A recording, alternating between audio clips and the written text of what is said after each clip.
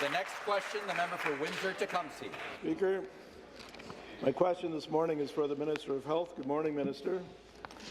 Speaker, they held a funeral on Monday in Windsor for 17-year-old Josh Sweenard. He died last week from a drug overdose. With the permission of Josh's family, those who attended the funeral were given a naloxone kit. In Peterborough this week, they had 13 overdoses in 72 hours.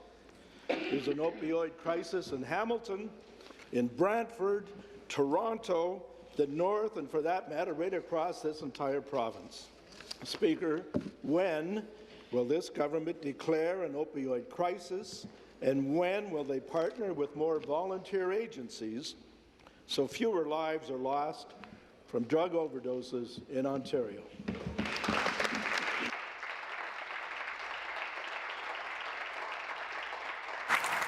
Questions addressed to the Minister of Health and Long-Term Care. Thank you. Well, thank you very much to the member for the question. I agree with you. We do have an opioid crisis in Ontario right now. We are taking it very, very seriously. We have what's one of the reasons why we undertook a study of the overdose treatment sites earlier this year, late last fall, and we came up with a project of creating 21 sites that would prevent overdoses to help people with naloxone, oxygen, whatever else people need if they come into the sites and are taking drugs and have an overdose. So that's one thing. Saving lives is very important because you can't do anything else if you don't save the life first of all. But secondly, we need to help people get into treatment as well. That's very important to me. It's important to the Premier. It's important to all of us in government, as I know it is to you as well.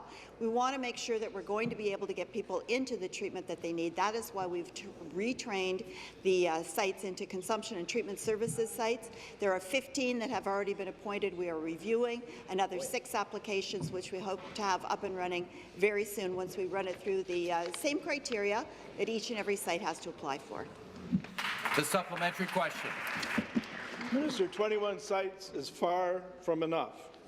Not even close. Statistics with our regional health unit in Windsor show we had 150 overdose trips to the ER last year.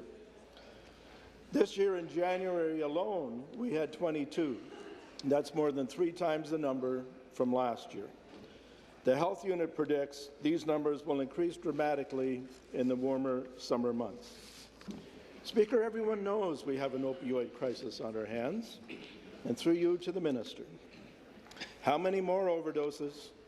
How many more lives lost, lives like young Josh, before this government does the right thing and finally tackles this opioid crisis head-on?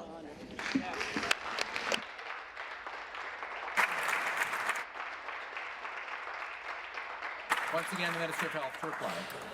Well, again, we take the opioid crisis very seriously, and we are tackling it head-on. We have created the 15 sites, 6 more are ready to come forward, but of course that's only part of the answer. We know that there are many people who are overdosing, not in overdose and consumption treatment sites, but in their own homes. We know that we need to do more. That is one of the reasons, among many others, that we've come forward, first of all, with the $3.8 billion over 10 years to deal with our mental health and addiction system, to create a comprehensive, organized, connected system, $1.9 billion provincially to match the $1.9 billion that's being advanced federally.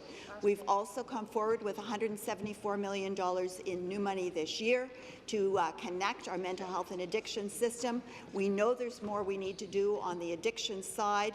We have the rapid action organizations in hospitals to deal with addictions.